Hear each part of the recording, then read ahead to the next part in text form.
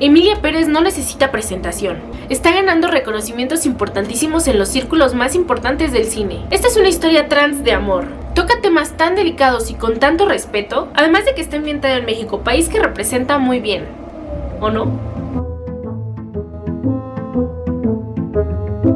La historia comienza con Rita, una abogada talentosa pero subestimada, quien recibe una propuesta para ayudar a un narco, Manitas del Monte, a desaparecer y comenzar una nueva vida como la mujer que siempre ha querido ser. Rita, al estar insatisfecha con su trabajo y porque no creo que uno se pueda negar a la petición de un narco, acepta. Así que organiza operaciones y manda a la esposa del Manitas y a sus hijos a Suiza, para que él pueda fingir su muerte y así empezar a transicionar. 4 años después, Manitas, que ahora se llama Emilia Pérez, se quiere reencontrar con sus hijos, por lo que le pide a Rita, la abogada, que traiga a su familia de regreso a México. Pero ahora Emilia se presenta como la hermana del Manitas. Y es que aquí hubo un gran problema con la investigación que se hizo para la película, y es que a fin de cuentas ya todos conocemos lo que el director opina de esto. ¿Qué tanto tuviste que estudiar México para poder hacer esta película? No lo estudié tanto. Lo que tenía que entender ya lo sabía un poco. Y al hablar de estas cosas no estaría más que repitiendo lo mismo al decir que, por ejemplo, no hay tianguis nocturnos, al menos no como lo plantean en la película, y es que entiendo que en un acto musical no se espera realismo, pero una navajeada así como así tampoco pega. Si quisieran exagerar y dramatizar la delincuencia, creo que pudieron ser más obvios, mostrando carteristas, secuestros o algo que diera a entender que es una exageración y una dramatización, que se permitieron para contextualizar a la audiencia sin parecer un estereotipo, además de exagerar todos los números musicales durante toda la película. También obviamente no hay impresoras en el puesto de memelas, y no entiendo cómo por qué trabajarías con una laptop en un tianguis tan peligroso. Es como de acaban de navajear a alguien, ¡pélate! Tampoco se le conoce como cárcel de México, sino penitenciaría. También hay desactualización en los temas, hay faltas de ortografía, mala representación del sistema judicial e incluso errores geográficos que afectan directamente a la trama. Quiero decir, no todo México es mercados y desierto. También hay Starbucks donde sería más creíble que una mujer como Rita, abogada con un doctorado que además trabaja en un despacho de abogados, estuviera trabajando. Así como el deplorable departamento en el que vive no tienen sentido. Si me dijeras que Rita mantiene a su mamá y además tiene hermanos chiquitos, entendería a dónde se va todo su dinero, pero es que ni siquiera se le va en la ropa porque siempre trae el mismo traje viejo. No sé si esto fue un intento de visibilidad a los empleos mal pagados en México, pero creo que no le salió. Además de los modismos inexistentes que usan en la película. Hasta me duele la pinche vulva nada más de acordarme de ti. Y de la pronunciación de las actrices no quiero ni hablar. Es como si viéramos a Marilyn Cote tratando de hablar inglés o francés. Neuropsychology and other disciplines to require obtaining an assertive diagnosis. Y es que todo eso no hace más que evidenciar el nulo esfuerzo que pusieron para investigar el país para representarlo en la película. La historia continúa cuando los hijos de Emilia y su esposa, Jessie, regresan a México y ahora viven con ella. Un día Emilia está con Rita en el mercado y una señora pasa a darles un volante de un desaparecido. Y en ese momento Emilia vive una catarsis que la hace querer redimir todos sus pecados, así que se pone manos a la obra a querer cambiar eso, porque ella es culpable directa o indirectamente de un montón de desaparecidos. Y ahora aquí Emilia toma un papel de filántropa al hacer una organización que busca a todas estas personas, siendo apoyada por las mismas que causan dichas desapariciones.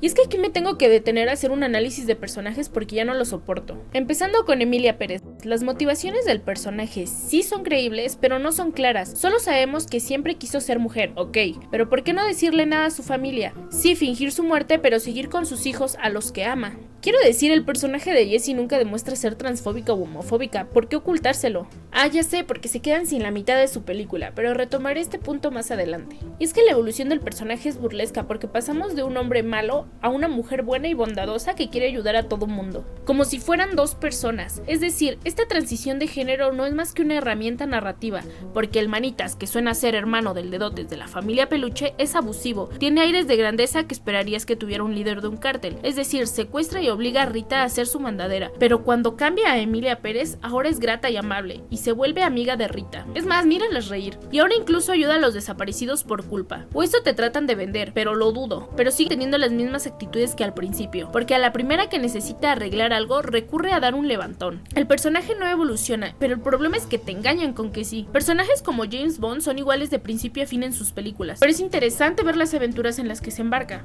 No me tratan de engañar con un falso arco de personaje. Además de esto, la trama no afecta al personaje, hace lo que quiero durante toda la película. Incluso hay un momento donde tiene novia, pero no sirve de nada. No afecta la trama, podría perfectamente no estar y no pasaría nada. Hay algo que se llama el arma de Chekhov, es un principio narrativo que, parafraseando porque esto viene del ruso, que si tú en tu primer acto ves un arma colgada en la pared, en el siguiente acto debe de ser disparada, si no, no la pongas ahí. Y uno podría pensar que esto hace las historias predecibles y aburridas, pero todo lo contrario. Este principio fomenta la coherencia y la economía narrativa, lo que enriquece la historia en lugar de limitarla. Al incluir elementos que tendrán relevancia más tarde, el guionista, en este caso, crea una sensación de propósito en cada detalle que presenta. Esto no solo nos tiene atentos, sino también nos da una satisfacción cuando vemos que todas las piezas encajan.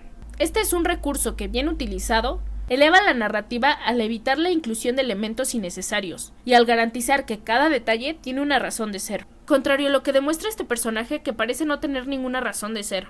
Tal vez querían a alguien que llorara la muerte de Emilia, pero es que ya teníamos a Rita o a sus hijos. Es decir, ¿qué quieren decirnos con ella? ¿Que a Emilia le siguen gustando las mujeres? ¿Quiere que humanicemos un arco porque se enamoró? ¿O que Emilia se sabe aprovechar de personas en situaciones vulnerables? Porque sí, a ella la conoció en una posición vulnerable. Es más, en la escena donde se conocen, esta señora parece llevar un arma, por lo cual podríamos pensar que le va a pasar algo a Emilia, por lo que por fin podríamos ver algún tipo de consecuencia en su vida criminal. Pero no, se la coge. Pero bueno, ya para el final, Emilia muere y ¿qué vemos? La hacen santa. Esto podría funcionar como sátira, ya que aquí en México a los narcos se les hace santos, o incluso tienen un santo propio. Pero no lo hace porque la gente que hace santa a Emilia no saben que él es el Manitas, por lo cual esto se anula. Ahora, retomando el punto de hace rato sobre la historia vacía, si Manitas del Monte hubiera hablado con su esposa sobre su insatisfacción y que quería transicionar, ella no tenía razón para negarse. Podría haber fingido su muerte y así solucionar el conflicto principal de la película. Pero no, su guión tiene la misma complejidad que un capítulo de Tom y Jerry, y el mismo esfuerzo en la trama que le ponen al capítulo donde el chavito vende aguas de sabores. Ahora, Rita, ella directamente no tiene justificación, es un personaje que solo responde a las necesidades de Emilia. Al principio Rita no es valorada en su trabajo a pesar de ser indispensable. Sin embargo, cuando Manitas del Monte la secuestra, entendemos que se ve obligada a decir que sí. Sin embargo, cuando está hablando del Manitas con el doctor que la va a operar, le dice que Manitas le mostró algo impresionante que cambió su vida. Y a mí genuinamente me gustaría saber qué fue. ¿Cómo pasamos de amenazarla a cambiarle la vida? No tiene motivación alguna como personaje. La única evolución que vemos es que ahora Rita es rica y por fin se cambia ese pinche traje. Hay un momento donde le dice a Emilia que si no se siente culpable por tantas desapariciones que provocó, y ahí pensé que Rita por fin tendría una opinión y funcionaría para que Emilia se topara con pared. Pero no, después de eso Rita le dice esto. Le estás cambiando la vida a la gente, Emilia, no solamente a ellos, a mí.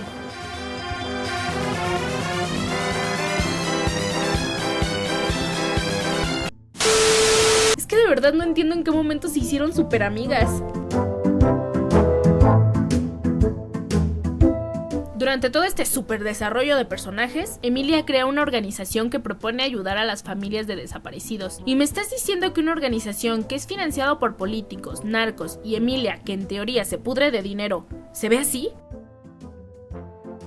Las desapariciones se presentan como un catalizador para el arco de redención de Emilia, pero no se profundiza en el impacto emocional y social que tienen las verdaderas familias afectadas. La película no aborda quiénes son los responsables más amplios, la inactividad de los gobiernos ante estas situaciones, y es que ellos son los mismos que perpetúan algunas de estas.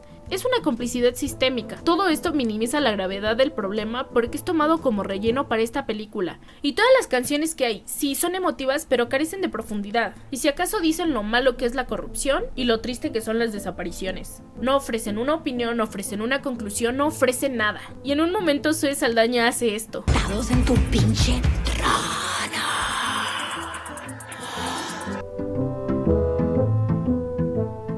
Ya para terminar con la historia, Emilia está obsesionada con los niños, de buena manera. Los niños quienes todos creen que son sus sobrinos, mientras Jessie está saliendo con un hombre, quien nunca se menciona pero se sospecha que es narco. Jessie decide casarse con él y mudarse de la casa de Emilia, llevándose los niños con ella. Decisión que Emilia no aprueba. Dicha mudanza es de Las Lomas a Polanco. Y ok, esta es la distancia real que hay entre Las Lomas y Polanco. Esto enfurece a Emilia, quien reacciona violentamente y manda darle un susto al novio de Jesse para que los abandone. Jesse, en respuesta, decide irse de la casa de Emilia llevándose a los niños. Emilia, furiosa, toma represalias quitándole el dinero que le había dejado el Manitas. Como consecuencia, Jesse y su novio secuestran a Emilia. Durante el enfrentamiento se desata una balacera en la que Emilia, en un intento desesperado, revela que ella es el Manitas y que ha hecho una transición de género. Sin embargo, pues ya es demasiado tarde, ¿no? En el caos, Jesse y el novio se llevan a Emilia, y en el coche que van, se vuelca. Finalmente la historia termina en que a Emilia la convierten en santa como ya mencioné, y Rita se queda con los niños. Y es que estoy genuinamente enojada con esta película. Desaprovecharon temas que pudieron haberla convertido en una gran película. El hecho de que sea un arco que quiere transicionar porque siempre se ha identificado como mujer, además de escapar de su pasado criminal, y que todo esto sea un musical, es una idea como mínimo innovadora. Y que está en México lo hace más interesante porque es obvio que este país está lleno de gente transfóbica y machista, sobre todo en el ambiente de criminales. No por nada este es uno de los países más altos en tasas de transfeminicidios. Y es que yo no soy escritora, ni guionista, ni nada, pero me gustaría ofrecer una versión que a mí se me ocurrió. La historia comienza con Rita, una abogada que tiene un buen trabajo pero no logra estar bien financieramente. Esto podría deberse a alguna deuda familiar o los costos elevados de su educación. Además de esto, algún familiar como su mamá o su marido están desaparecidos. Esta situación la hace especialmente vulnerable a aceptar casos moralmente cuestionables, aunque se sienta culpable de hacerlo. Su descontento no solo es económico, sino también existencial. Ve en su trabajo una rutina sin significado, lo que aumenta su necesidad de cambio y propósito. Cuando el Manitas la contacta, ella ve una oportunidad única. Aunque siente miedo por la reputación del Manitas, acepta el caso porque cree que podría ser su salvación financiera y profesionalmente. En paralelo, se nos presenta el Manitas, un líder criminal que vive en un entorno hostil, como podría ser una esposa transfóbica, lo que reforzaría su miedo de expresar su verdadera identidad, lo que nos daría una motivación para el personaje. A pesar de esto, el personaje demuestra un profundo amor por sus hijos, lo que nos ayuda a empatizar con él, sin dejar de lado su lado criminal. El Manitas está dispuesto a renunciar a su relación con sus hijos para que no sufran las consecuencias de su decisión de transicionar. Más adelante en la historia intenta regresar en sus hijos como su tía. Uno de sus hijos reconoce su olor tal cual ocurre en la película, porque a pesar de que esta película tiene una perspectiva muy eurocentrista de lo que es México, lo cual notamos en su guión, llega a conmover con sus canciones y es muy entretenida. La canción de Hueles como papá tiene un poder muy fuerte que hace que conectamos con los personajes, que ellos conecten entre sí. Esto es algo personal, pero mi abuelito olía a latas y a sudor. No es un olor rico, pero es lo que me recuerda a él, y yo lo recuerdo con mucho amor. Y es que son conexiones sinceras. Yo creo que quien juzga esta canción no está entendiendo la fucking vibra. Y es que tampoco se trata de juzgar por juzgar. La película es muy mala en tantos aspectos, pero este es uno rescatable, creo yo. Y es que es lo que más me enoja de esta película. Imagínense la escena de la canción de Todo o Nada con una actriz mexicana. Elenco mexicano, modismos reales. Es que es muy buena. Una vez que el Manitas transiciona a Emilia, su objetivo se convierte en buscar redención por el daño que causó en su pasado. Aquí es donde el personaje de Rita cobra mayor relevancia. Rita no solo es la abogada, sino también una figura que enfrenta a Emilia a la realidad de sus acciones. En una escena clave, Rita le dice: "No mames, tú causaste esto", y que le haga ver la realidad de lo que es México.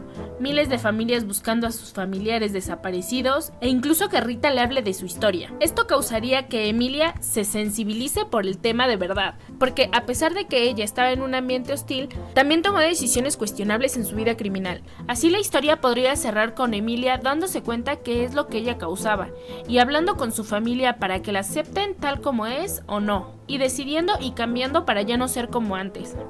Y aún así podríamos incluir algo que refuerce la idea de que por mucho que haga no hay manera de que Emilia cambie algo, dando una conclusión realista. Dado que el director dijo que quería representar problemas reales que ocurren en México, pero no se entiende. Ponte a investigar. Está bien que quieres hacer tu película de México, pero no lo ocupes para hacer tu pinche historia de cuarta. Yo no soy escritora y se nota, y mi versión no es lo mejor. Solo quería mencionar algunos puntos que para mí podrían hacerla mejorar. Es que trataron de hacer malabares con temas tan delicados y se les cayeron todas las bolas. Yo no soy soy quien para hablar de esto y tampoco es como que esté tan educada en el tema. Lo que sí noto es que la película debería limitar los temas a tratar. No puede abarcar tantos temas porque termina haciéndolo todo mal. Podría atender al tema de los desaparecidos y de un narco que trata de salir de ese mundo fingiendo su muerte, que curiosamente también sea una persona que busca transicionar. No debería tratar este tema con canciones tan ofensivas como la vaginoplastia. Y es que a fin de cuentas no tiene que hacer lo que muchas películas ya han hecho mejor. Recomiendo el hilo de Mia Moore, cineasta trans que comentó su rechazo por la película, y también el TikTok de Camila Aurora que da unos puntos muy interesantes. Ambos links los dejo en la descripción.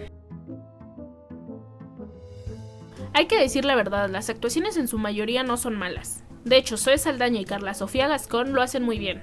Pero es que si una película está destinada a estar en los cines mexicanos porque es una película hecha para un público mexicano que se desarrolla en México, donde todos los protagonistas se supone que son mexicanos, contratar actores mexicanos es lo mínimo que podían hacer. Y es que me estás diciendo que en México no hay grandes actrices como Cecilia Suárez, Eiza González, Mónica Duarte, Mónica del Carmen, entre otras, que sí saben hablar bien español y además son grandes actrices. Es que ya mínimo pongan a un Derbez. Emilia Pérez pretendía hacer muchas cosas, pero la poca investigación y la casi nula diversidad en la producción de la película nos dieron un resultado ofensivo en muchas áreas. Lo peor es que todo el mundo la anda defendiendo porque se esforzaron mucho en hacerla y no pretendían ofender, pero pues lo hicieron y ni modo. Y a fin de cuentas se cuelga de temas muy complejos como lo son las desapariciones en México, el transicionar de género, y solo para colgarse medallitas. Y es que si quitamos todos estos temas la película seguiría siendo igual de mala y vacía. Y no estaría ganando tantos premios. Pero bueno, cada quien.